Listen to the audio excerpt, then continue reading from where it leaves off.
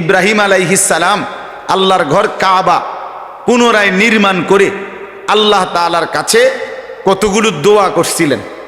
ইব্রাহিম আলাইহিস সালাম প্রথম পরীক্ষা দিয়েছেন, বিনিময়ে আল্লাহ ওনাকে ওনার ঘর বানাইবার সুযোগ দিয়েছেন। এরপরে বলছেন এবার কতক্ষণ চাও, দোয়া করো কতক্ষণ। ইব্রাহিম আলাইহিস সালাম একবার দিল খুলে দোয়া করছেন।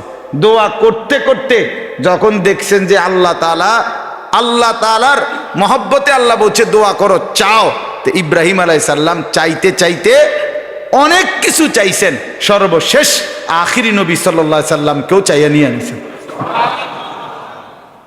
এমন একটা মানে সিরিয়াল পাইছিল সেই দিন উনি, আমি বুঝছি যে তাল উঠে গেছে ওনার দোয়ার। ওই দিন আজকে কইয়ালাই যায়, এই যে সুযোগ যায় বলে দেখি রব্বানা ওয়াবআস ফীহিম রাসূলাম মিনহুম, শেষ এখানে গিয়ে থামছে ইব্রাহিম।